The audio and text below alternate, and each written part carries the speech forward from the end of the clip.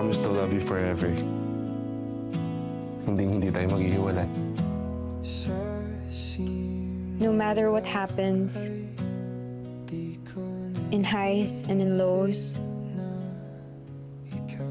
in sickness and in health, till death do us part. Salamat sa aking swerte, nagkatotoo ang aking hiling. Ikaw ay ligaya.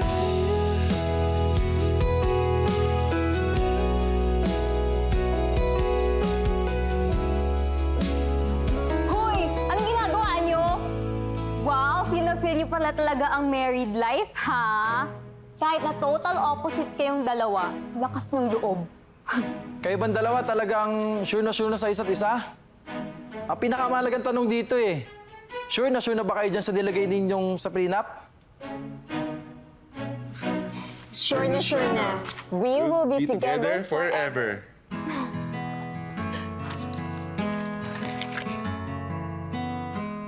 Okay.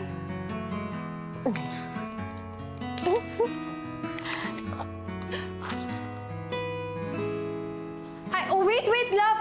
Huwag mo dyan ilagay yung mga gamit mo kasi dito natin ilalagay yung sofa. Kasi sa morning, tinatamaan niya ng araw. Yun yung sala natin. Pero love, dito ko pala kasi lagay yung mga gamit ko for DJing and mixing, di ba? Para mas mabilis ko sila makita. Love, pwede mo naman ilagay doon. Doon sa sulok lang. Oh, Parang perfect. ang layo ko naman sa'yo. Bakit, love? Ayaw mo ba makita? Ayaw mo ba makasama? Ganun. Iniitsapwera mo na ako dun, love. Uy mo naman. Siyempre gusto ko ito makita, pero gusto ko rin na cozy and homey itong bahay natin. May naisip talaga ako interiors for this. Okay, love. Whatever makes you happy. Happy wife, happy life. Really?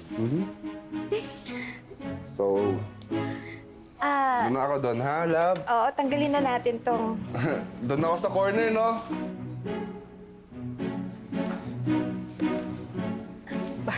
Love, sure? Dito Yes! Diyan ka sa corner lang. ako. Love, baka dito. Pwede na. Dito. Hindi, love. Move ka pa. Dito, love. Perfect. Love, ayaw mo sa labas, love. And then, okay ka na dyan. Okay na dito. Sige. Perfect yan. Balikan mo ito iba mong mga gamit. Sige, love. Love ha, tomorrow, don't forget to pay the internet. Di tayo pwedeng maputulan. Kailangan ko yun sa work ko as a VA. Baka magalit yung boss ko. Okay, love. Ako nang bahala. Thank you.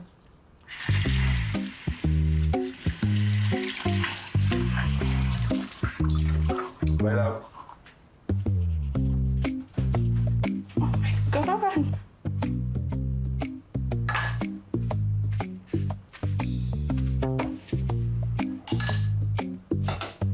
Ayan, nagkakalabasan yung mga differences yung mag-asawa.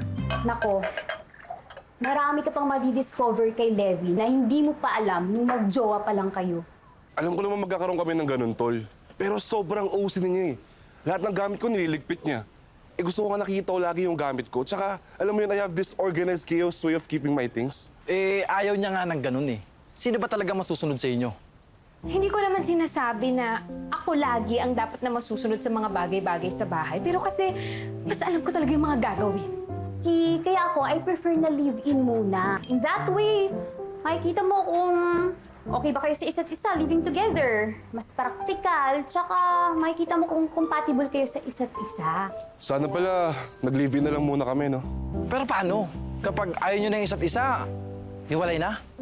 Dahil lang doon, maghihiwalay kami. Kahit na mahal naman yung isa't isa. True. Eh, kesa naman magbayad ka ng 10 million, di ba, kung aayaw ka? Hindi naman yun yung option, bro, eh. Tama ka naman eh. Pero, isa pa, kaya mo bang magbayad ng 10 million kapag ikaw na yung kumalas? Ha? Seryoso ba yun? Yes, the 10 million clause is legal and binding.